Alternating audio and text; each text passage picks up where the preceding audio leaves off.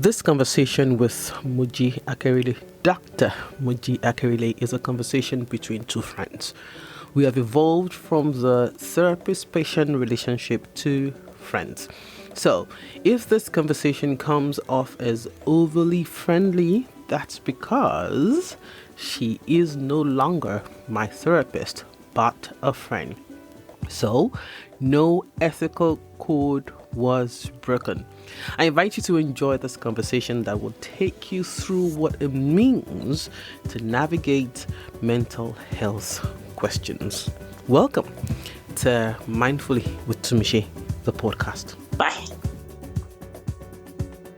All right, this edition or this episode, I'm trying very hard to keep my excitement in a bottle, but I can't. Okay, can I? I can't. It's Mindfully with Tumishi, the podcast. My name is Tumishi Oladakbokuku. I'm not even going to waste your time today. Okay, so when I took that break, I put out, I said that people should send us mails and what to do. And I had a lot of people asking that I should speak. They would like for me to speak with a psychiatrist or a professional, a psychologist, a psychotherapist. Somebody actually said they would love to hear from my personal therapist. And I wasn't sure I was going to be able to get my personal therapist into the studio. But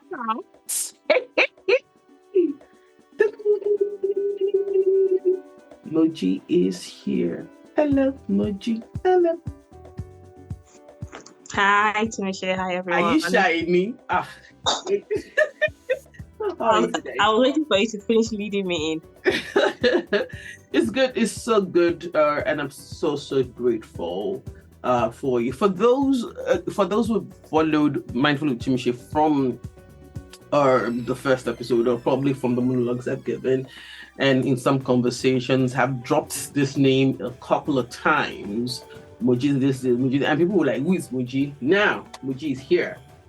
Moji is a psychiatrist, and she's been the one helping me through this journey. They are a team, and hopefully I'll be able to get the remainder of the team onto the show. But I'm so excited that it's Moji that is starting this professional conversation about mental health with me.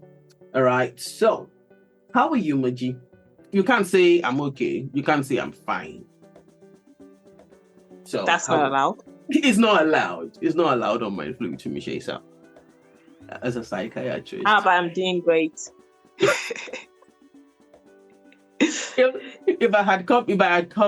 this was a session and you asked me, Tumishi, how are you doing? And I said I'm doing great, what would you have done? I'd ask more questions. Yeah, right. So how great are you doing? So I have no major worries right now. Okay. And I'm meeting all my targets. That's why I say I'm doing great. Yeah, that's great. Okay, so I had thought about how I would start this conversation. Would I start this conversation with me, or should we just talk generally about mental health questions in Nigeria and how we navigate it? But I think that my first question will be for you because of course we go way back 2015 years, and we've had a lot of conversation even on air apart from therapy sessions. Yeah, but in your own view, your perspective, how has the conversation around mental health questions involved in Nigeria? Oh, I think there's been a shift. So initially, mental health conversations in Nigeria has been always around spirituality, evil spirits, spiritual attacks, malevolent spirits, sort of things like that. Mm-hmm. So usually you would get people talk about how, the way we normally say in our parlance, they're doing them from their village, or they're doing me from my village, that sort of thing. Mm-hmm. And people not wanting to be open about their mental health. But gradually it became fashionable to talk about mental health, especially anxiety and depression. So you hear people just throwing terms around, oh, I'm anxious, or I have depression, even though they've not been diagnosed. Mm-hmm. That has to do with a lot of awareness, a lot of programs and activities targeted at reducing the stigma associated with mental health. People are a little bit more open now and are accepting of treatment. So they actually come to the hospital and want to talk about, I'm doing this, what can I do? Or what do I need? However, that strong spiritual element maybe hasn't left. So it's just like it's a mixture now. And that's why I say there's a shift. So I think it's a shift for the better. And I only think that we can get better in Nigeria on seeking for mental health solutions. Okay, so this when you say seeking for mental health solutions, of course we all know, you and I know, that it's an anecdote to say that Abi, you should go to Yaba left and all of that. So in your professional capacity, has that changed? Are people embracing seeing a psychiatrist, or even open to therapy, or even a psychologist, and all of that? In your opinion, how do you think that is going now? Yes, I think people are more open because, okay, let me start with psychotherapy, since you talked about everything. People are more open to psychotherapy than medication. So, because they watch a lot of movies, I think, and there's this idea of seeing a shrink. Psychiatrists would be called shrinks, or psychotherapists rather, are known as shrinks, I think, in the States. But that idea of sitting on the couch and talking to somebody about your problems seems to be growing on people. So a lot of people seek help. They are not willing to use medications. They want to start with psychotherapy, and they need to have this understanding that for them to get better, I mean, for someone that has a mental health issue to get better, the treatment or the management needs to be holistic. So it's medication if it's needed, psychotherapy, and then dealing with the social issues that might be perpetuating the illness. But that said, people are more open to seeing a psychiatrist. When they see a psychiatrist, they preferably want psychotherapy than medication, because of the fear that starting medication, what about side effects? Am I going to use this medication for the rest of my life? Or some people talk about using medications, meaning that means you have a mental health problem. It sinks in then if you have to go on medications for it. But if you have to do psychotherapy, which we call talk therapy, they feel, oh, it's mild, so, well, it's not that bad, I'm just talking to someone. And they're more accepting of the diagnosis then. And then people are also open to private consultation. This partly has to do with the stigma associated with mental health and people wanting some confidentiality. So you talked about Yaba left, and Yaba left has been used in a derogatory way for a very long time. So people throw people on the streets if they see that you're acting out of order. Oh, you need to go to Yaba left, or I'll send you to Yaba left. And there was a time in Lagos that we had traffic wardens sending people to Federal Neuropsychiatric Hospital Yaba due to traffic offences. So that's of course, government hospital, and people see the goings and comings. So a lot of people do not want to go there. 1, 2, they associate Federal Neuropsychiatric Hospital Yaba, or Yaba left, as they call it, with serious mental illness. So when I say serious mental illness, I'm talking more of the psychotic illnesses. And again, due to the lack of understanding, they think that those kind of mental illnesses are the ones that are not going to be manageable. Note that I said manageable because people tend to think that, oh, if you have an illness, you need to get a cure. So people are always looking for cure. Mm. Mm. I guess that's something we'll get into later on. Yeah. Because we usually talk about management, talk about treatment in mental illnesses rather than cure. And just to draw a parallel with physical illnesses, chronic physical illnesses, by the way, when you have hypertension, we're talking about management. When you have diabetes, we're talking about management. We're not talking about cure. So the same thing with with a mental illness, because it tends to recur, we're talking about management. So because people, back to what I was saying, so because people do not really understand that, they think that the people that are supposed to be in Federal Neuropsychiatric Hospital, but are the ones that are psychotic, the ones that have serious mental illness, the ones that are wandering on the streets, not knowing what they are doing, and they believe that when you go there, it means that your issues, your mental health challenges can't be managed. Let me use myself, Moji, as an example. I remember that the first time that I went to neuropsychiatric hospital, Yaba, and I was in the general ward. I sat down and I was like, there's nothing wrong with you. Why are you sitting down here? Because I saw a whole lot of things before then. I went to, I think it was you or Dr. Tobun that said that I should go to the amenity clinic. And even there, it took me time to sit with my diagnosis. It took me time to even accept that anything was there was a question that I needed to answer. So in the light of that, can we talk a bit about the common misconceptions about mental health within families and how this can be addressed?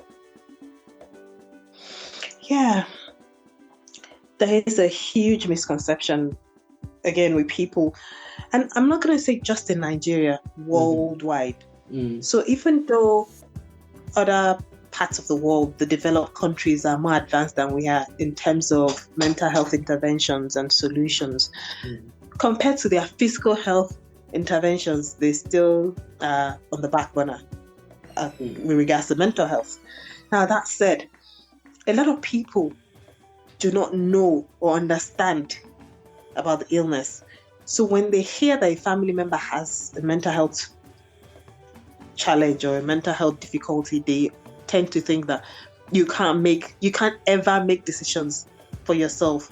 You're not going to get better, and you can't do the things I used to do before.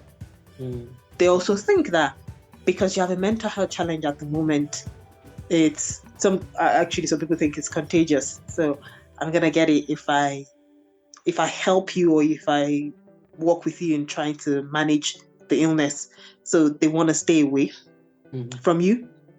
And finally, because they do not understand the recurring nature of mental illness, they do not understand the triggers, they find it difficult to stay with the family member all through. When I say that, I mean, so when a family member has a mental health challenge the first time and he goes to the hospital, or she goes to the hospital, uses medication or it's psychotherapy, whatever it is, and gets better, they think that's the end, almost like malaria was being treated. So you're never supposed to have another episode again. That said, you understand that malaria happens again when you get exposed to mosquitoes. But they never think that, when you get exposed to the same stressors that caused the illness in the first place, you're going to have another breakdown. So, because they rallied round that first time, whatever it took to get you to the hospital in case it was admission that it took, and if it was outpatient management, coming to visit the person, sitting with the person, all that support, they did that first time. By the time it happens again and again, there's this carer strain, we call it carer strain, that they start to experience, like, you know what, this person's never going to get better. I can't keep doing this. So they don't want to be in that picture anymore. So that's why usually when the first episode happens, one of the things that we do is to psychoeducate the family with the patient, saying, okay, you've gotten better now. And this is an example of what happens in our environment. So people get better, then they go do Thanksgiving in the church or in the mosque, and they stop using medication. Everything I was done in the hospital. So I'll give you an example of someone that had to use medication. They stopped using medications before it's time to stop using the medication. Now, let me use this opportunity to say that usually when people have a mental health challenge, especially when it's the first time, and again, depending on the mental illness, it doesn't mean you're going to use medication for the rest of your life. That's a conversation you're supposed to be having with your psychiatrist. How long am I going to use this medication for? And they'll tell you if it's the first time, depending on the illness, oh, you're going to use it for the next 1 year, next 2 years, that sort of thing. So people start using medications without saying, oh, I'm better, without telling the doctor, that's what I mean, oh, I'm better, and then go do Thanksgiving and continue with their normal life. And then they get exposed to the stressors that cause the mental illness in the first place. That's 1. 2, they forget or they do not understand that if the threshold for having a mental health breakdown was 60 in the past, because you've had one episode, the threshold reduces. So it becomes 50 or 40. So they don't have to get exposed to the stressors at the degree or the level that they were exposed to it before they have a breakdown. Because their brain cannot withstand that stress anymore. So the small thing happens, they have another breakdown. And the family members start rushing around. Oh, I thought this was cured. But nobody sat down with that patient to say, continue using your medications. Remember, they said you have to use your medication. Continue going for clinic appointments until they say, oh, you're free to stop. Nobody that was psychoeducated before remembers the relapse signatures. Because that's another thing we talk about. So these are your relapse signature. It has to be individualized. The first time you had it, you were not sleeping. You started feeling that something was going on wrong around you, people you're suspicious. So it might start slowly like that. And then we remind you about that before you're discharged and tell you as soon as you start having difficulty sleeping, or as soon as you start having this weird mood that something's going on, but you can't just put your finger on it until it gets into full-blown suspicion, that kind of thing. Yes. Just come to the hospital. It's not necessary. So when you come and you're having those signs of relapse, it doesn't necessarily mean that you have to go back on medication. If we are taking you off medication, it might mean that you're just going to a difficult period around that time that you need some supportive psychotherapy to be able to navigate. Let's talk about the cultural influences. Yeah. Okay. So, I'm going to talk on the backdrop of what you just said. Now, maybe you're going through a tough period, and because you hear people say things like tough times never last, tough people do, and those kinds of motivational words and whatnot that they are. And then, do you think, okay, as a psychiatrist now, do you think that one of the reasons people, apart from the stigma, is the personal stories they're telling themselves that why am I not strong? Why am I not navigating this season better? What is wrong with me? These questions, are they triggerable questions for anyone? I don't understand that question. Okay, so now, they say that Nigerians are the most resilient people in the world, according to, I don't know what statistics now. When I know for a fact, okay, yeah, perfect. Let me use myself. I know for a fact that when I had my first child, and I didn't even know that I had PND, and my mommy would be bathing me, and she'll be saying things like, I think she knew, but she was trying to manage it. And then she will be saying things like, do you understand? And then people now begin to question themselves, okay, that why is it that I cannot overcome this particular, I'm supposed to be resilient, this is not in my family, and all that. And these questions, this cultural, societal questions, part of the things that make people not seek help. Oh yeah, it's one of the major things, one of the major factors for some people not seeking help, because people keep reminding them, maybe their mothers or their mother-in-laws, or the people around them in general, just keep reminding them that you're too weak. That's why you're having these symptoms right now. That's why you can't deal with life. Life is happening to everybody. So why are you different? And they believe the things that they hear. They take these things in and they try to work harder to be able to manage the challenges that they have. And that usually doesn't work. So it just makes the breakdown harder for them. So yes, you're right. We have a lot of cultural influence, and it's not only in our culture. You find in Asian culture too, and some other culture. It's just different the way it's presented, the way it's masked. So even these symptoms. So when I say you find in other cultures too, and I just said Asian, I don't mean that you don't have a Caucasian or Caucasians don't have it too. It's just what I'm familiar with. So now even the symptoms that we complain about. So if you remember, usually when Nigerians have a mental health challenge, when it seems like they're having they always say things like, not even mental health challenge. We say things like, "Oh, I'm strong," instead of saying, "I'm not feeling well." The way we say, "Oh, I'm feeling strong right now." Like when you're broke, or I'm rich. Thinking, positive affirmations. So this kind of thing. So I found out that if other cultures say that, so they're sad, they're crying, they can't sleep well, and they come and start giving you somatic symptoms, meaning they're talking about tummy ache, and then some non-specific physical, my body hurts. So it's until you start asking questions and digging deeper before you can get to the root of the problem. So again, it all stems from stigmatization in mental health, cultural beliefs. Everybody else is doing it. Your mom went through this. It might not even have anything to do with childbearing. Take an example of a child going through school. Let's assume your father is a financial whiz, and then you went to school and did one finance course or economics or something, and you're having challenges completing your degree. It's really hard, the assignments, but you're thinking, my father is known in the financial world. He never had a carryover. He finished university, that sort of thing. So what is my excuse for having difficulties doing this? So they're not going to seek help.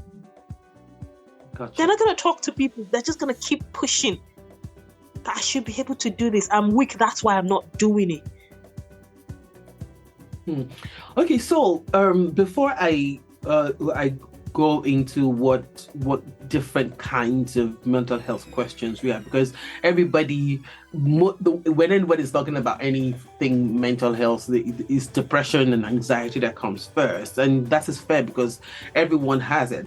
But now, how do we then create a balance between coping mechanism, resilience, and being forthright with what we're going through in our mind? Coping mechanism. What was the second thing you said? Resilience. And what's going on in our mind? Yes. So first, I wanted to address what you said when you said everybody has depression and anxiety. I don't think everybody has depression and anxiety. Okay. It's common. It's one of the most common mental illnesses. I think the last extensive survey done by WHO stated that about 350 million people live with depression worldwide, and anxiety is also as close. However, that said, the reason why so again, we have about 6 billion people on the planet, and we're saying 350 million, so that means not everybody has depression. But that said, the reason why I'm trying to make a distinction is because we have normal sadness. So something happens to you and it's really bad. You fail an exam, or you have problems in your marriage, your husband cheats on you, anything, you get sad. That's normal. That you cry, you don't feel like eating at that point in time, you lose some weight. It makes sense to be sad. It's a valid reaction to loss that you felt. But when you continue to feel like that, or when your symptoms are so far exceeding the event that caused the sadness, so meaning the sadness gets prolonged, you're still not eating, you're not sleeping, You start to have a low self-esteem. You're not motivated to do anything. Your energy levels are low. You feel lethargic. And then you lose interest in things that you normally enjoy. So you're sad, but you enjoy cooking or you enjoy watching movies. And then for over 2 weeks, you're not watching any movies. You're not even interested. You can't. Basically, it's almost like you shut down, meaning it's affecting your functioning. So not only are you crying every day, feeling low, feeling worthless, feeling like there's no hope anymore, and all of that, you're not functioning at home. You're not taking care of yourself. You're not taking a bath. You're not brushing. Those kind of things. It invades your every aspect of your life. The symptoms that you're feeling.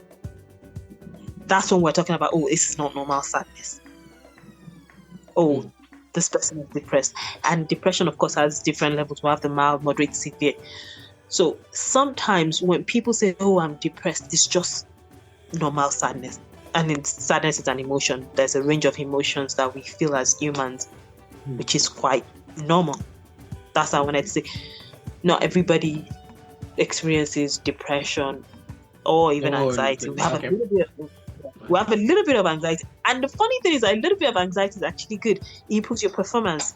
So, when you're anxious before an exam, that anxiety sort of puts you on edge. But it's just the right amount of anxiety to improve your performance. When it gets exceedingly high, then it doesn't help your performance. So yes, there are normal levels of anxiety and then normal levels of sadness. When it becomes too much that impairs your functioning and it is persistent. So those two things are important. Impairs functioning, it's persistent, it's not going away. That's when we start looking that this is a diagnosable mental health difficulty. That said, you were asking about how to now balance resilience, coping mechanisms and all that. Yes. So we have different types. Let me start with coping mechanisms. We have different types of coping mechanisms. So we have maladaptive and adaptive coping mechanisms. That's like the simplest way to put it. So when something happens to you, let's use depression. So you do have a diagnosable mental illness, which is depression, although you've never gone to see a psychiatrist. So you weren't diagnosed. And we usually see this in men actually.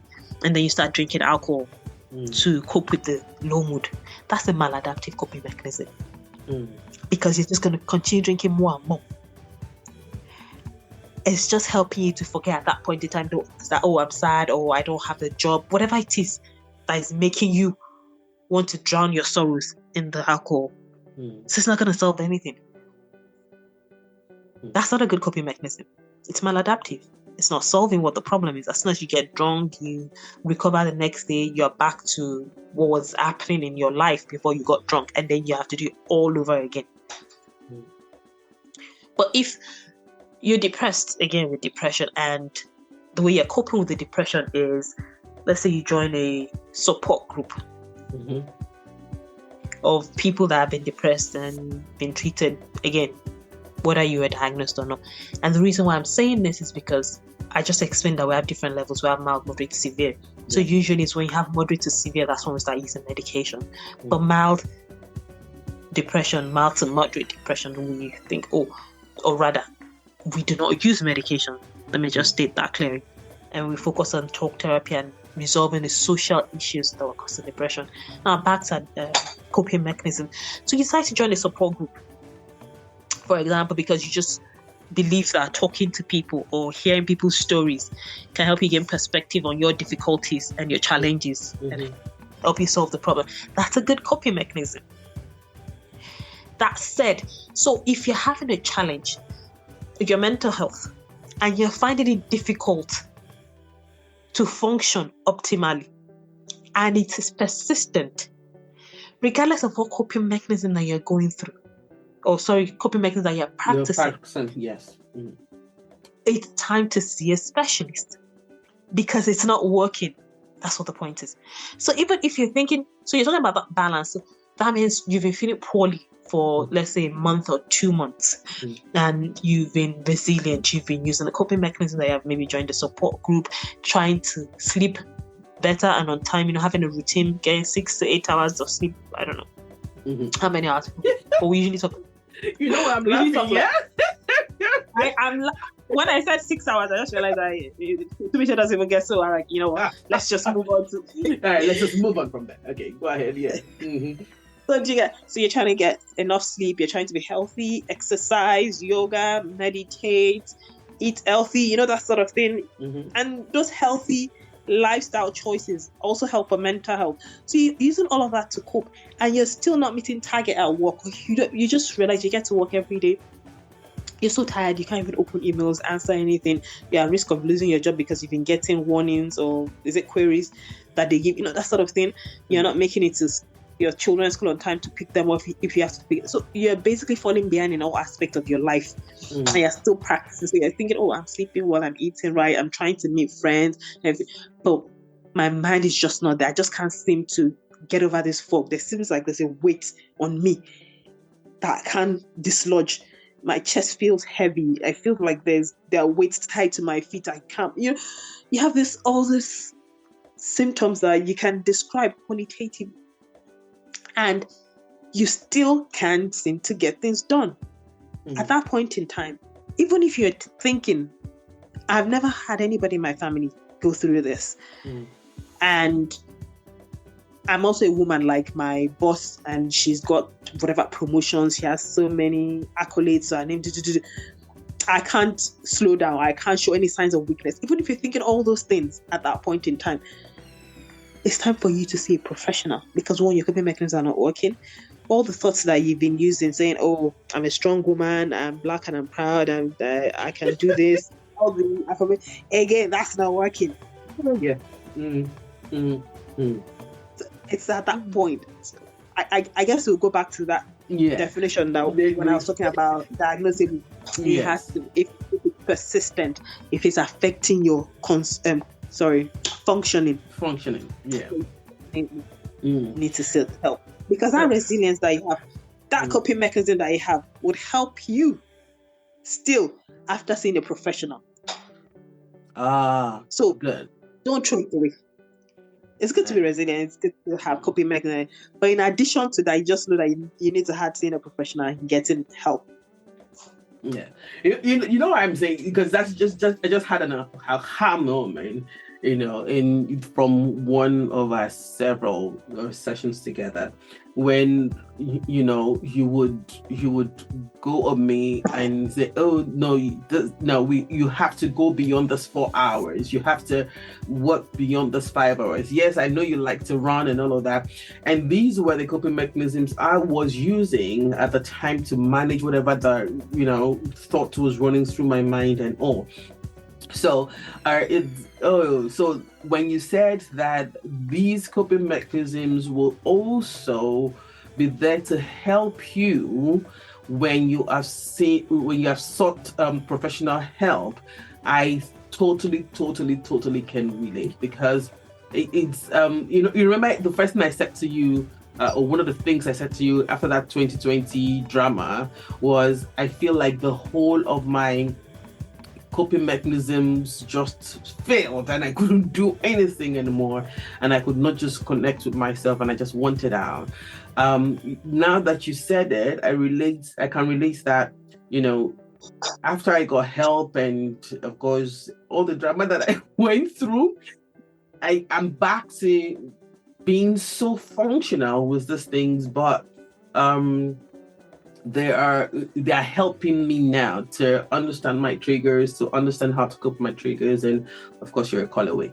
But before we talk about you being a call away, let's talk about all other types. Let's do some psychoeducation. Let me borrow your words. Some other types of mental health question aside anxiety and depression. A couple of people don't believe, I've not believed that I'm a person living with bipolar affective disorder, bipolar 2 to be exact, thanks to you. But let's go. Of course, you can't go through the whole spectrum, but the ones that the communities can identify, family members can identify, can help with, at least like a first aid. Can we go through some of that? Yeah, sure. So we have mental illnesses that we call common mental illnesses, and we have mental illnesses that we call severe or serious mental illness. I know it's right SM, I can't remember if it's serious or severe now. Yeah. But I think the easiest way, again, another way, not easiest way, so another way to divide it is neurotic illnesses and psychotic illnesses. Okay. So when we're talking about the common mental illnesses, we're talking about depression, which is a neurotic illness.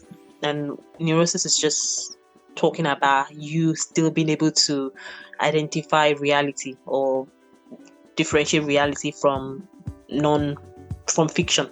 I think that's an easy way to put it.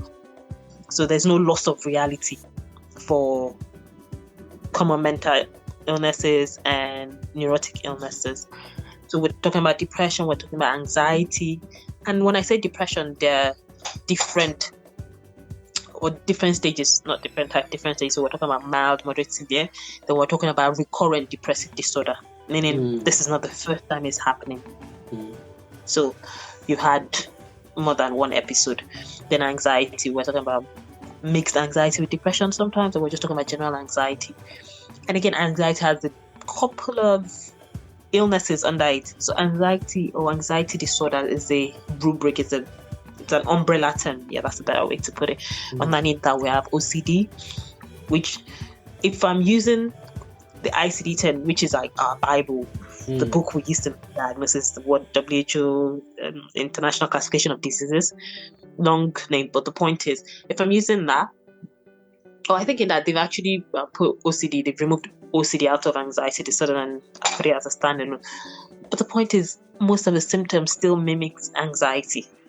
Not to confuse anybody, let me focus on the common mental illnesses, and instead of talking about the umbrella term, just know that under common mental illnesses we have anxiety disorder, and there are different types of anxiety disorder. So we have the generalized anxiety disorder, we have social anxiety, we have health anxiety disorder, we have OCD, we have which other anxiety disorder do we have there again? Quite a couple. Yeah. Again, we have the personality disorders too, which have become more common recently. We have different types of personality disorder. I know people like to talk about narcissistic personality disorder a lot because you hear everywhere on social media, always a narcissist. Is a narcissist? Is a narcissist? Yeah, but go ahead. Yeah, I'm with you. So, but yeah, so we have a lot of mental illnesses. But moving on to and again, as you said, I can't exhaust them all right now. But moving on to serious mental illnesses, when we're talking about serious mental illness, we're talking more about the psychotic form of mental illnesses. Again, when I'm saying psychotic illnesses, I'm talking about where there's a loss of reality. The person can't differentiate between real and not real. So, under this is schizophrenia, the almighty schizophrenia. I know you know what schizophrenia is, but for our listeners, it's a mental illness that affects 1% of the general population. And in this illness, people have paranoia. Usually they start to hear things that are not there, or that only they can hear when nobody else is about and they're awake. It's not like they're dreaming about it. They might see things, but more the hallucination is usually auditory, and then more importantly, it's the delusions. So they start to believe things that are not true, that are not necessarily true. So when I say not necessarily true, the important thing to put here is that sometimes delusions doesn't mean that the belief is false. It's that person that belief is new to that person, and he or she holds on to it without adequate evidence, and you can't shake it. So that's the problem. So the belief is causing a problem. It is new. It is out of character. It is not in keeping with the person's educational background, religious background, or anything. And the person holds on to it despite every evidence to the contrary. That's the important thing. So let me just pause and explain again that point. The reason why I was talking about delusion more than hallucination is that you know that anybody can have hallucination. I think I've had this conversation for you. As long as it's not personal. So an example is I get locked up in a basement, in a dungeon for 3 days or something. Somebody kidnaps this and I get locked up. I have no stimulation, no sensory awareness, no lights, nothing, not talking to anybody. After a while, I start thinking I'm hearing somebody call my name or a voice. I'm hallucinating, but it's understandable. And so you take me out of that situation, it goes away. Okay. So when something one-off happens like that, you can't diagnose somebody with a psychotic experience. Now, with delusion, it's different. It's persistent. If it's really of a psychotic origin. So it's something that is new, out of the blue. This person is, let's assume, a professor or something, and then all of a sudden comes up with, people are trying to, let's use a paranoid delusion, a persecutory delusion, or people are trying to poison me, or the government is trying to carry out on me. And what's the evidence? The way you're all looking in this room, you're communicating with each other. There's a transmitter that you put in my office that is transmitting my thoughts from my brain. They just tell you this whole story that is it, and you're thinking, you weren't like this 2 years, you weren't like this 6 months ago. Why do you believe so strongly in this? How is it even possible that we put a transmitter that is transmitting your thoughts onto radio waves? And it seems bizarre, and they believe strongly in it. And there's nothing you can do to shake that delusion. You're right. Okay, so this of course we know I love this. But before I move on, I mentioned only schizophrenia. I just wanted to mention the other forms of psychotic illnesses. So even with the bipolar, when they start having delusions with it, meaning grandiose delusion, when they're in the manic phase, they have grandiose delusion. It's on the serious mental illness. When they're in the depressed phase and they start having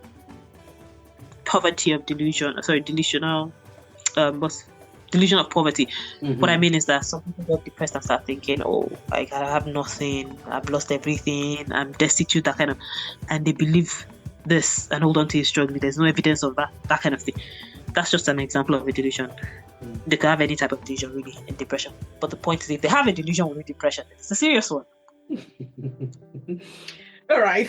Thank you very much, Moji, for talking us through it. So now, what's in the Nigerian space? What role do mental health professionals play in providing support? Because I do know that there are some barriers that exist to accessing professional help. So, what do you know is available to us? Before I answer that question, I totally forgot that I didn't mention substance at all. And with the way substance abuse is rampant now in Nigeria, I didn't make a mention of that. So again, substance abuse, it's common, it's also serious. It can fall into either of the categories. So people abuse substance and they are dependent. So when I say they are dependent, they don't have ample use. They just use it every time. Again, it's not good for their health. It makes them have errors in judgment, and they don't have any psychotic symptoms. And then some people abuse substance and they start having psychotic symptoms, have delusions, basically, when I'm talking about this.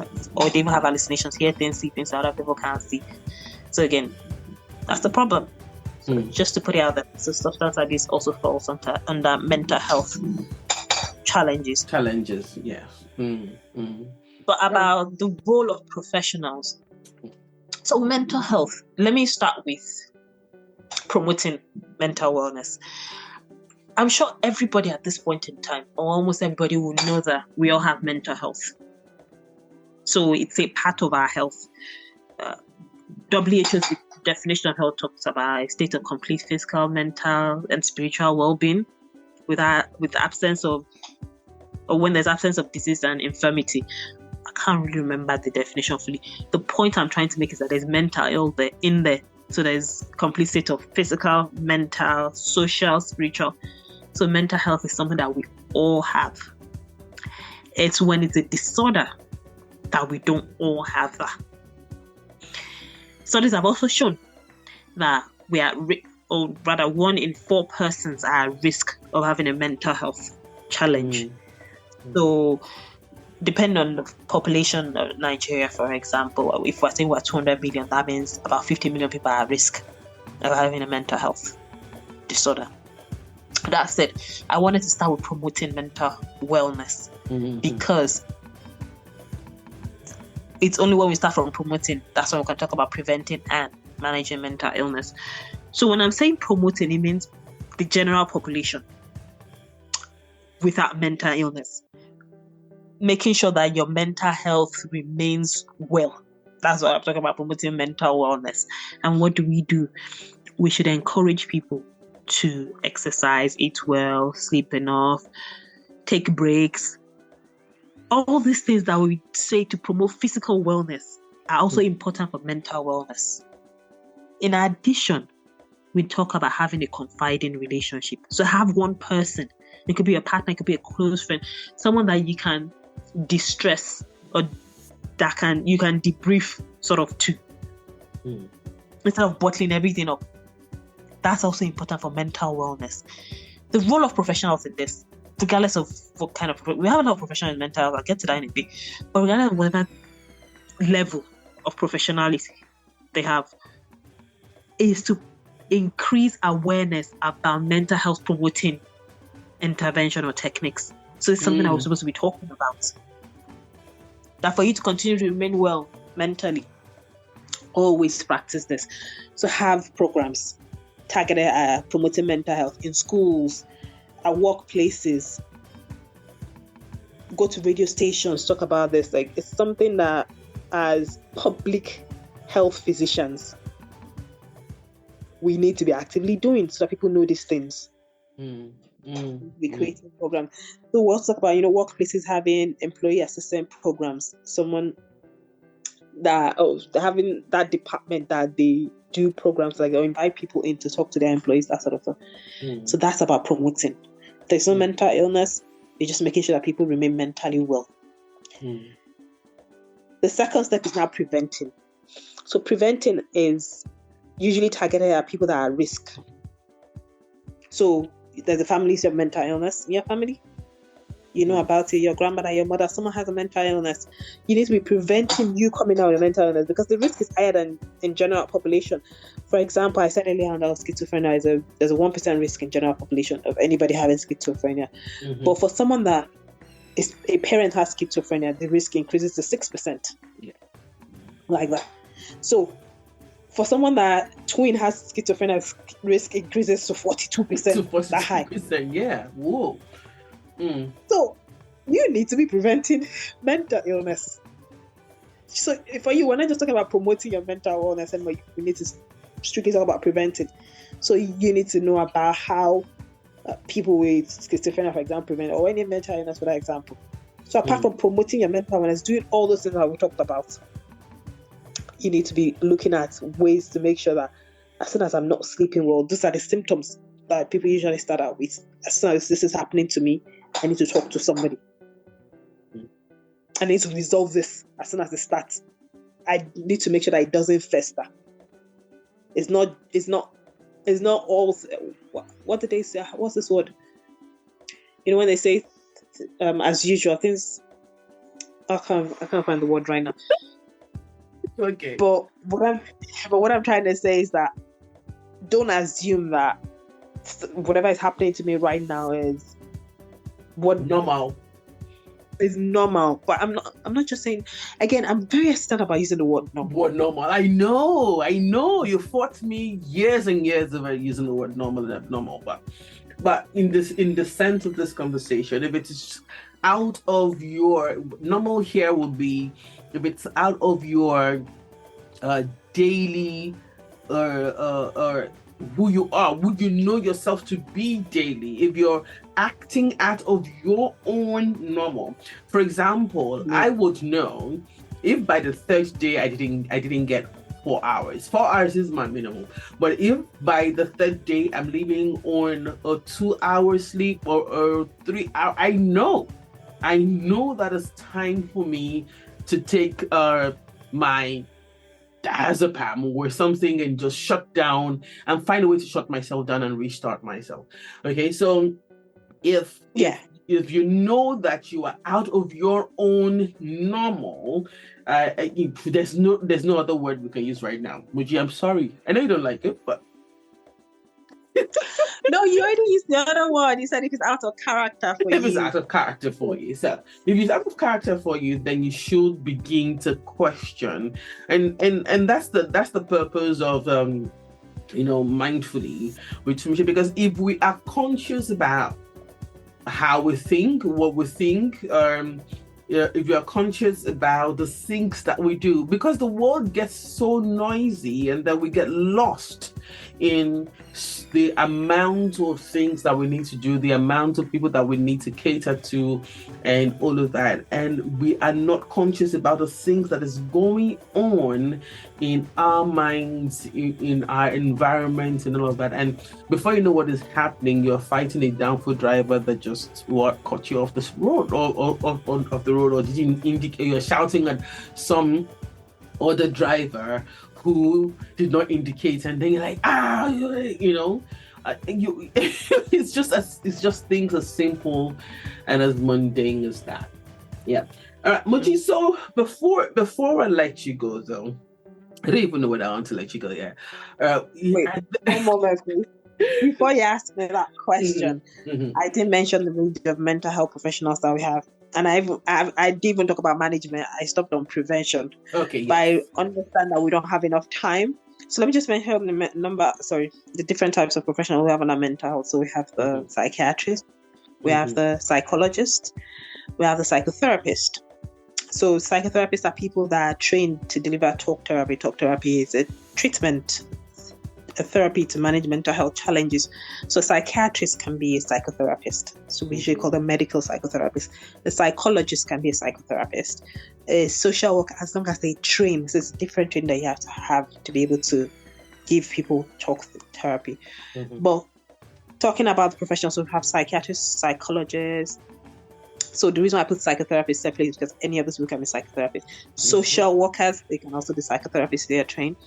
And then we've got our occupational therapists. We've got, again, with mental illness, we have speech therapists. It depends on what the deficit has been diagnosed. What the deficit is. Okay, yeah. So yes, we've got speech therapists. We even got, what's it called, under mental health. We've got social prescribers, a range of professional and non-professional people that sit with mental health, but it depends on what challenge or what deficit that the person has, and then that's when you get to meet a certain professional or non-professional. But people just involved in mental health in general. And finally, when we talk about management of mental health, we're talking about recovery, we're talking about rehabilitation, we're talking about that commitment to performing different sets of skills that will continue to make you remain well. So it's not a cure that we're talking about.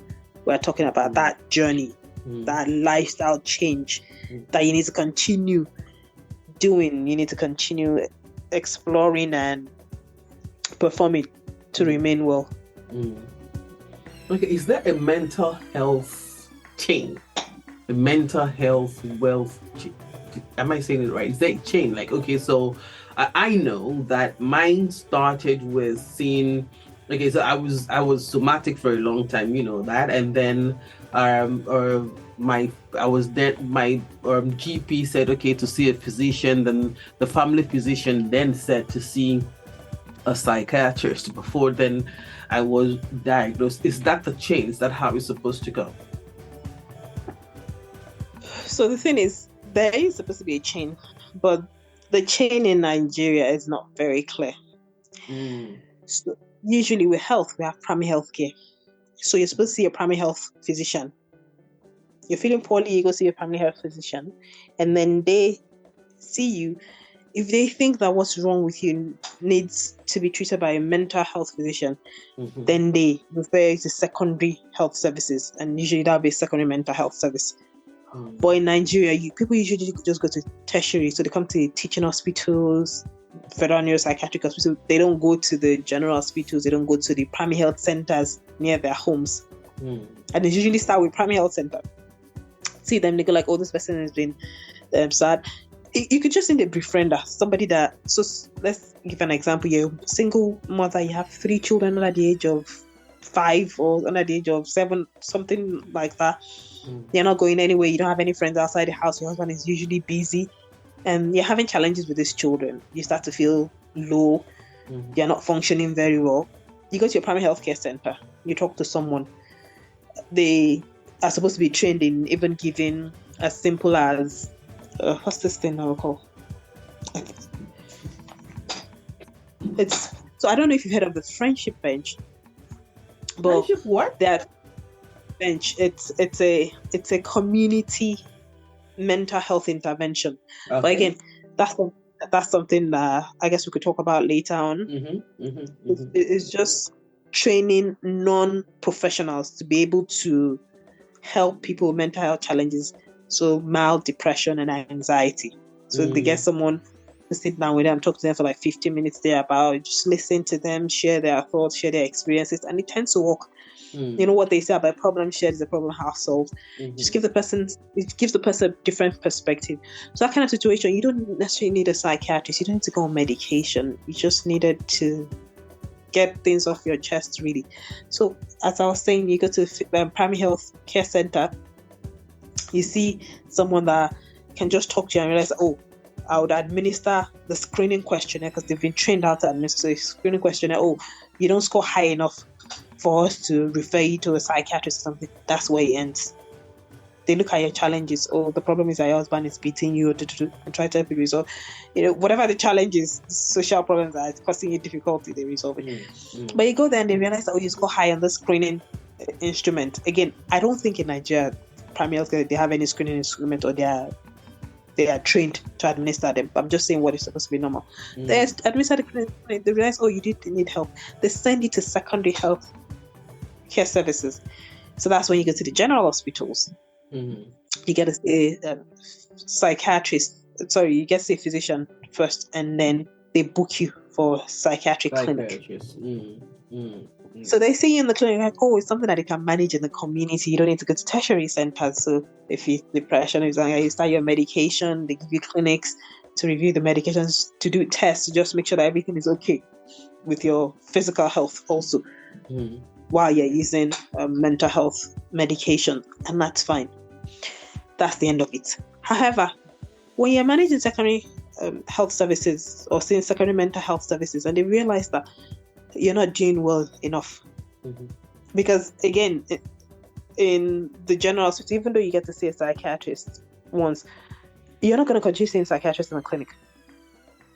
It's something that they can actually give to the GP. Just, this person's already on medication, just continue their medications, and she's fine. Manage her in the community. But you're not doing well on those medications. They've probably given you one, tried another one, or you need antipsychotics. So now it's not just depression. We have not got to serious mental illness. You have using substances, you have psychotic symptoms from whatever type of psychotic. It could be from bipolar, it could be from substance, it could be from a neurodevelopmental disorder. So when I say neurodevelopmental disorder, again, a specialist mental disorder. I'm giving you an example of ADHD. So someone as a child has ADHD or autism, and then comorbid now has depression or something added to it. Again, you need to see the specialist. So then they're supposed to be tertiary mental health services. But in Nigeria, what happens is that they probably see someone that has a mental health challenge. They keep the person, shame the person, keep the person at home. Or if it's a serious mental illness, like we've seen in a lot of cases, they tie the person out. So if the person's aggressive, that's what I mean. They tie the person down, fast, or take the person to church or something, start fasting the person, denying the person food and beating the person, flagellation, getting this evil spirit out of the person. Then after that doesn't work, for 1 or 2 years, the person is gaunt and lost a lot of weight, and then somebody says, oh, why don't you try the hospital? And then they just bring straight to the tertiary healthcare center. Of course, this is not something that primary healthcare center will handle anyway. But you shouldn't have gotten to that stage. That person shouldn't have gotten that ill before you end up in it. So usually people, when they decide to seek care, they just come straight to the tertiary health center. So people walk into Yaba, the emergency center, without any referral Nobody, so it's not like in the developed countries that you have to read a note from a GP or from another specialist saying, oh, I saw this patient in my renal clinic, in my kidney clinic, and I realized that is presenting as disoriented, blah, blah, blah, please review. No, they just walk into the emergency. And that's why the first thing that usually happens is that when they see the nurses on the reception, the nurses say, oh, go talk to a doctor first, and the doctor will determine whether we should send you to go get your card, if you are going to be a patient in this hospital. Because you didn't get a referral. So you're just walking in and saying, oh, this is my relative that I'm bringing is acting. So you spend 5 minutes talking to a psychiatrist first. And then the psychiatrist now determines, oh, yes, this does sound like a mental health challenge. You need to be seen here. And then they tell you, oh, go to the card or the records, open a card and blah. And then the process starts. So that's what usually happens in Nigeria. Is there any way that we can, I don't even know whether we can mitigate it, but I know you had said earlier that the process should be, awareness where professionals put up programs where we'll be go to radio stations and do stuff like we're doing now, and then preventing and management. But now that you just said it, I'm seeing that I probably was very, very, what's the word now? I don't want to use privileged, blessed to have gone through the process, because for me, and then that's maybe because I had some insurance in the hospital I was using. For me, it was that process. It was my GP who noticed that after all the tests, everything was somatic, and then asked me to see the family physician. The physician now said to see. In fact, the way she said it, the way she said it was like, babe, I think, and she was so friendly about it, and I guess it was because I was extremely functional, and she's like, I think we should. She said we should see a psychiatrist, and then she referred me to a psychiatrist, and then got I think her name is Fikayo Manua, before I think that to you and all that. So in the case where is it possible that we get mental health screening into our primary, especially the PHQ and the GAD7 and all of that? Is it possible that okay, I think my first question will be, can I self-assess with a PHQ or a GAD7? Of course, you can do anything you want. Nobody can stop you from doing whatever you want. And these instruments are available online. So yes, they are. And they're free. So you can actually do whatever you want. But the thing is about interpretation. So if you haven't been trained in using the instrument, even if you go online and you do it yourself and you go to a website that interprets it for you, that means you're depressed and everything, it's still not going to be accepted. Again, looking at the Nigerian setting, meaning that when you've self-assessed, you probably end up presenting in the tertiary center, walking into emergency and just saying, oh, I've had the symptoms for a while, I use PHQ9 and and they're just like, okay, thank you very much. So you're still gonna have to talk to that doctor for 5 minutes, and the doctor is gonna ask you questions and determine whether you need to be seen in federal neuropsychiatric hospital or in the Luth. So now, the difference with Luth and Lasut would be that when you go to the emergency, when you present an emergency, you probably see the medical team first before they write a consult to the psychiatric team, and then they'll come and see.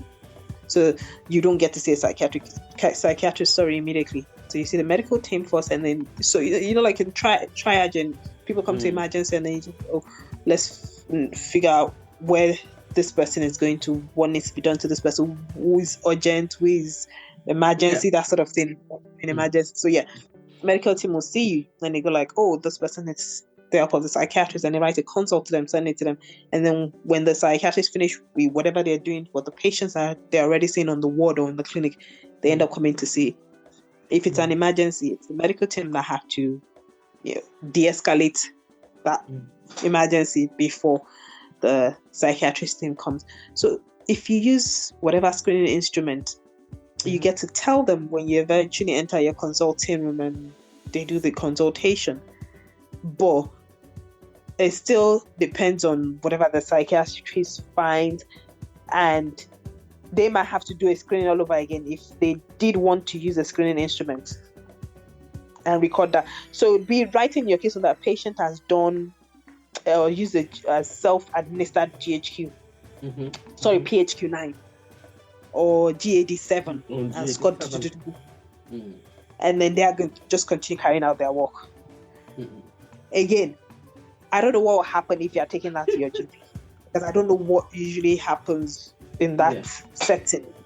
But it's understandable that if you do present with whatever symptoms that they can see, they would want to refer you. So I'm saying you're walking into your GP's clinic and saying, "Oh, I've done GAD-7 and I scored this," and they're thinking, "Well, I don't think you're anxious, or I don't think you're depressed from everything you've told me." They're not going to refer you. Oh my! Just you go and sit at home, madam, go and eat well, madam. You know the way they. Exactly. And because I was reading on, I read a Facebook post, I think about it almost a year ago now, and this lady, in fact, I felt like I was. Well, whether I like it or not, I'm in the mental health advocacy community now, and she said she actually saw a psychiatrist, and the psychiatrist, and she's a mother of a special needs child. She was already frazzled and all that, and the psychiatrist, she said, lashed out at her.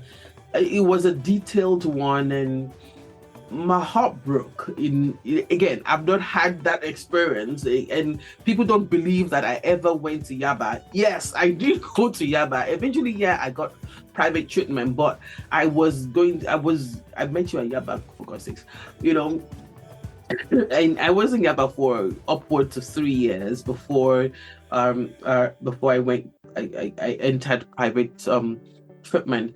So that's part of the question that I think Nigerians have. Yes, the stigma, there's cultural undertones and colorings and all of that. They also have questions they have questions about professionals, talking to them in down to wisdom, the way people who are not professionals and are Nigerians will talk to someone who has a question. Is there anything that can be done around this? So the truth is that the kind of medicine we practice in Nigeria is usually paternalistic. Is what? That means paternalistic. So that means the professional tells the patient what to do. Unlike when you give patient autonomy to decide what it is that they want. So you give them information and then they can make an informed decision. That's what is usually advocated for. Patient-centered. Put the patient in the middle, because everything is for the patient. So it should be by the patient too.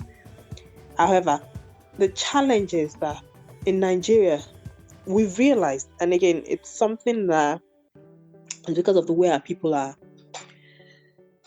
I don't want to say programmed, but the way our people act. And I'm not saying this because I'm a psychiatrist or because I'm a doctor. Because, again, I don't practice paternalistic medicine. Yeah, I know that. But, or maybe I should say anymore. I think I should go anymore. Okay. And that's because, so let me give you an example. When I just started practicing, I think when I was doing my house job also, and even NYSC, I would see patients. Hello? Hello? Are you there, Moji? Moji, are you there? Why you can't hear me? Okay. So the cue out was when you were in NYSC. Okay, so I'll just give you an example. So I see patients. Let me give an example of medical teams. I was in a medical team. I see patients with, let's say diabetes, and you give them medication, again, you're diabetic already. You're not in the impaired glucose tolerance range or pre-diabetic phase. That's an easier way to put it. So you're already diabetic. You know, when you're pre-diabetic, they'll tell you, exercise, reduce sugar consumption, the kind of diet you're supposed to have. But this one, you're diabetic already. So in addition to the diet and exercise and all of, take care of your limbs and all of that, you're supposed to use diabetic medications. Okay. Oral hypoglycemic, all this stuff. Anyway, so the point is, you give patients this medication, or even hypertensive medication, and then they have a child in their abroad somewhere, or they even have a child even in Nigeria somewhere that buys them supplements. You know how older people like using supplements, like they always start to buy medicine. They have this load of supplement, and then they come to the hospital. Every time they come to the hospital, their sugar is not controlled. You keep doing the tests. I say, Baba, how come? You see your medication, and you just, again, you can't just be increasing the dose of the medication. You need to find out what's going on. It's like your diet is not controlled. Like, no, they are showing you everything. I'm eating cucumber, I'm eating only crackers and everything. I'm not eating. And then, you know what? Bring out your medication. Let me see. Then they bring out the medication. You realize that the only thing that they're showing you are the supplements. They have garlic supplement, and they've stopped using the medication you give them. So this person is not even using medications. And they're telling you, I've been using my drugs. I use it religiously 1-2 times, daily, 1, 3. You know, you should be shook. Like, So what happens at the end of the day is that you have to tell the person, Baba, listen to me, as in you ask me for. If you don't use this medication, so you're not, at the end of the day, in trying to help the patient, you end up just giving them instructions. Go and use this medication 2 times a day. So when they're asking you, doctor, can I use supplements? You say, no, don't use supplements. So that's what happens. I realized that's what used to happen then. When doctors just end up telling the patient, no, do this, because by the time they're giving you options and saying, yes, you can do this, you can do that, at the end of the day, everything gets lost. And the patient just takes away what interests them or what they feel like. So sometimes they might tell you, I don't like the taste of this or that medication, that's why I use this or that one. And you're telling them, this is not the medicine you're supposed to be. This one is not part of what is supposed to be. That kind of thing. So in my experience, that's one of the things that happens when they do that. The second thing that I've noticed is that sometimes, because of the short staff nature situation, of the whole team, there's a lot. Like, when I was in Yaba, in clinic, you might see up to, I'm not saying up to only, in fact, you see more than a clinic day. So meaning from 9 a.m. or something, when you bring out the cats, you might see over 30 patients in the clinic. Can you imagine? But when you're abroad, your clinic runs for 3 hours, usually. Unlike you're doing 9 a.m. to 4 p.m. clinic. It runs for 3 hours. You have booked the patients, and so the patients know that they're coming. You're not seeing more than maybe 4 or 5 patients that day. You get down, you get time to talk to the patients and follow up properly. Unlike when you're rushing and you're just rewriting medications for them, refilling their prescription. So imagine someone that has like 36 patients, and it's not like those patients are sitting quietly outside. I know that. Sometimes they're fighting. Oh, it's my turn. And it's not like you don't have other things to do. So I'm not even talking about other aspects of your life. So I'm saying you're seeing clinic patients, but you still have ward work to do. Some mop-ups to do on the ward. So you're rushing out. So the patient comes in and the patient is asking questions. So people get short-tempered. It's wrong. It's not an excuse. But that's what happens. I gotcha. 3, patients themselves, they're not psychoeducated. I'm not talking about psychiatry now. So they're just not educated enough to ask questions. They don't know their rights in terms of the consultation and talking to their doctor, their health professional. So they believe, again, I think it's a culture that they probably raised that, the doctor is the authority here, the nurse is the authority. So when they tell you to do this, just do that. So they're not asking questions. So that's another thing that happens. And that's why I said it's a bit difficult to just say, how do you change that? Are you supposed to talk to doctors? Are you supposed to talk to nurses? You're supposed to talk to everybody. Basically, remind the doctors, remind the nurses, remind the social workers, the health attendants about how they're supposed to address patients, how they're supposed to communicate with patients, and also educate the patients on how they're supposed to communicate with their healthcare providers. Ask questions. Is your right? I'll be honest with your healthcare provider. If you don't want to use a medication, say it. Or I don't want to use this medication. They will look for other options for you because there are always options.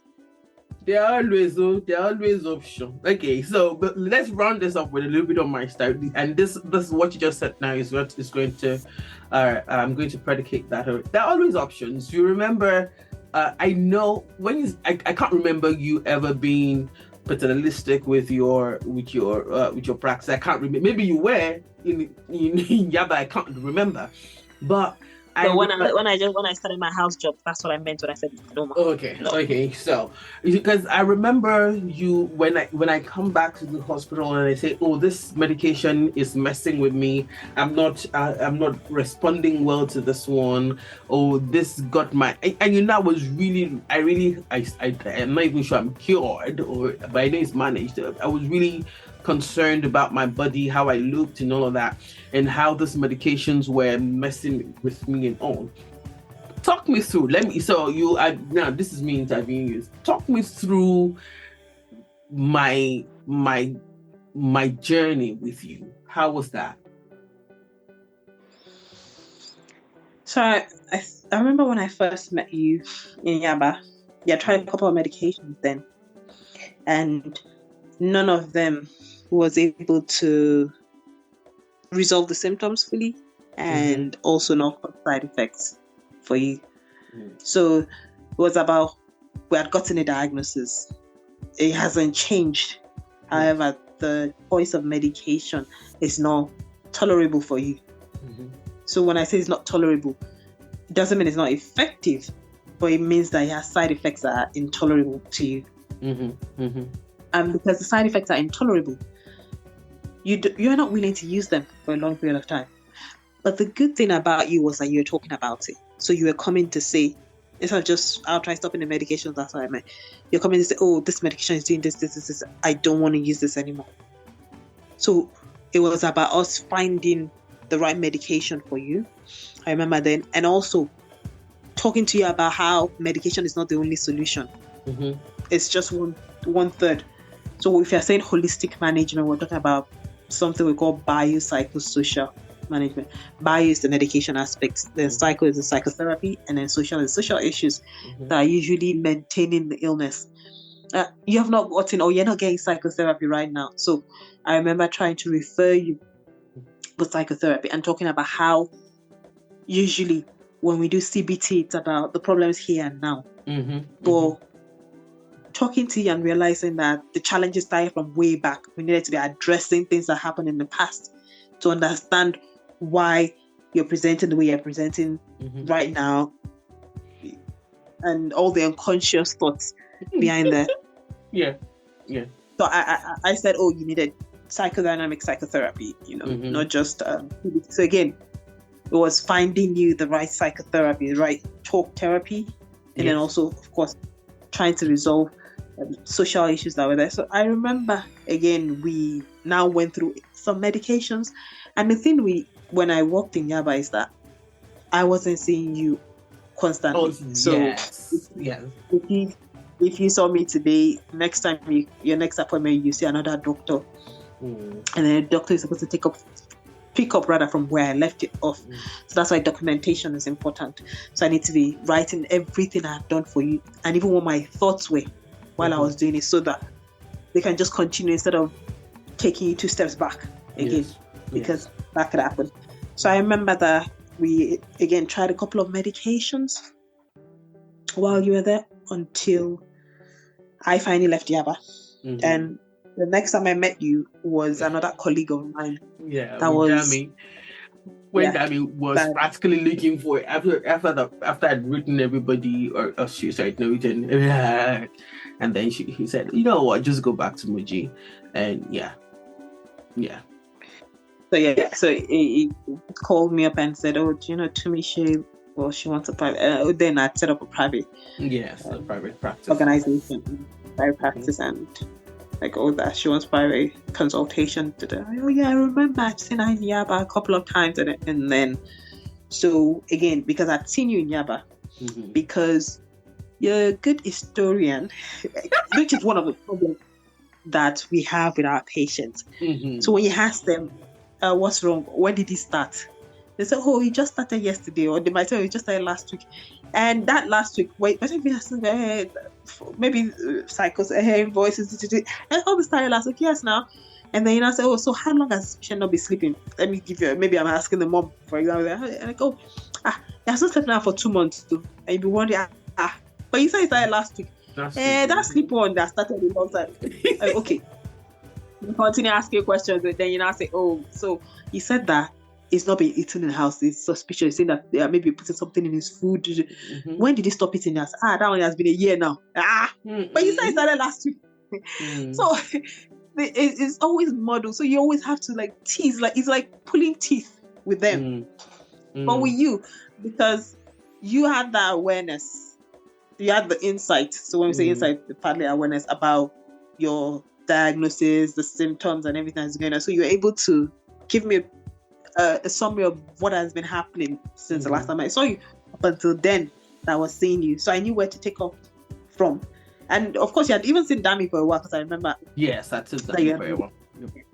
Your medication, so I didn't say, oh, you know what, let's try this one. Oh, you already started this with Dr. Ajayi, and let's get you to maximum dose or optimal dose, and let's optimize the medication and start talk therapy and see how well you do with that.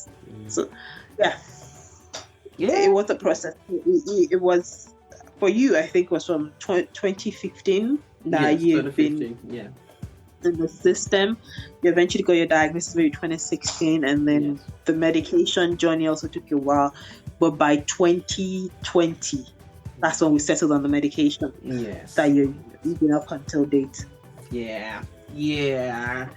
Thank you very much. I told you this was going to go for an hour, and it is. I'm sorry. I told you it was not going to. So we're just going to round this up. So if you're going to say anything to anyone who's listening, who might be thinking that they have any question they need to answer, what would you say to them? I think I have a couple of things to say to anyone listening now. But one of the first things I'm going to say is mental illness is not a death sentence. When you have a diagnosis, or even if you haven't gotten a diagnosis, but you suspect that you might have a mental health challenge, go seek help. You can still get back to doing the functioning as well as you were functioning before you started having those challenges. So it's not a death sentence. It doesn't mean that you can't reach the potential that you were aiming for before. So I think it's important for people to remember, especially Nigerians. So your life is not over just because you have a mental health challenge. That's one of the things I'm going to say. 2, I'm going to talk about how we should prioritize self-care. So when I say self-care, I'm not talking about expensive holidays. It's really hard in the country anyway right now. So a lot of people might not be able to afford to get away or eat, I don't know, what expensive meal can I think about now? Caviar? I don't know. The point is eating healthy. So making sure that as much as possible, you take care of yourself. Not, because I have, 3 children, I need to pay for school fees. My salary is just 200, can I need to pay for school fees? That's 250k. So that means you should try to do everything all at once. So self-care means with the little that you can do in your circumstances, just prioritize taking care of yourself too. So give to the children, give to the husband, but take time out to sleep well. Take time out to take a walk and just explore nature. And it's hard to do in Lagos because everywhere is covered with smoke and busy to do. But you will find things that you enjoy doing. So take time out to do that in a day. Knowing that when you feed yourself, that's when you can feed other people. So when you feed things that interest you, when you take care of yourself, that's when you can take care of other people. You can't pour out of an empty cup. It's important that you take care of yourself so you can be there for other people and maybe take care of them for longer. I don't want to really go into self-care because there are a lot of things that I can say under self-care. Even you talk about, I'm sure on your podcast, yoga, meditation, those are kind of things that if you can't leave the house, you can do within the house. Just sit down with yourself, reflecting and taking time. Or just even watch TV. Some people never even relax and put their feet up and take a glass of wine and watch Netflix or something. So that is you taking care of yourself, getting me time. Yeah, that's another thing I'll say. One, mental illness is not a death sentence. Two, prioritize taking care of yourself. Finally, I think with the way the world is right now, the way Nigeria is, it's important that we understand that as much as we grew up with this African mentality that mental illness is not real, there are different variants actually. Mental illness is not real. There's a variant that mental illness is due to spirituality. At this stage that we are now, you need to be seeking answers. You need to educate yourself. You need to have a level of professional curiosity. So don't just write everything off, or don't be nonchalant about something new. Always try to find out more about whatever it is that you're going through. Because if you don't find out, you won't know. Maintain that level of curiosity. I think that's another thing I would say. Because what I found out is a lot of people that ended up saying in Yaba and even later on, they keep saying that what they regret the most is if I had known. So someone will come up to you and say, oh, just listening to you now, I realized that my brother doesn't sleep at night. He's always writing and his notepad, what he's writing, and that's been going on for a while. And all this time, we've just been looking at him and thinking he's eccentric. And I didn't try to find out if it could mean anything else. So, I'm saying, the first thing I'll say, mental illness is not a death sentence. You can still live a good life with it. Seek help, take care of yourself, take breaks, all of that. But while you're doing all of this, if you're believing, so you're listening to the podcast, you listen to everything, say mental illness, but something is happening in your life and you don't think it has anything to do with mental health because you didn't bother to seek information. The first advice is going to be useless, saying, mental illness, because again, you don't think you have a mental illness. Exactly. You know what I mean? Exactly. I know. So instead of just sitting down with things that you were raised with, grew up with your parents telling you that, mental illness is not real, or whatever it is that they told you, or we don't have depression in the family. When you see things that are different, just be curious enough to find out what is going on. Yeah. All right. Thank you very much, Moji. Thank you very much, Moji. I appreciate you taking time out and honoring me as much as I have honored you. I appreciate you. And thank you very much for staying with me the times that I wanted to run you mad, and the times that just sleep or just get angry or just so I'm thanking you on behalf of everyone who's known me, who's been part of my life, and who's wondered how I'm able to navigate this. Thank her, everyone. It's Moji, and it's a team. Moji, Jami, Kenneth, Oluchi, Dr. Bialo. I could go Manuel, Ifoma Okogun. A team, and I'm really grateful to you guys. Stay curious. There's nothing as beautiful as that. Stay curious. I know they say Africans and Nigerians are not very curious. It's not going to help us. It's not helping you. Stay curious. Ask questions. If you do not feel, in quotes, normal, if it's out of character for you, and it's not just when you have a headache, or the headache might just be you need to talk to someone, right? So stay curious and love yourself, love your neighbor, love your country. Above all of this, love God. He is the essence of your being. Mindfully with Tumishe will return next week. Thank you very much.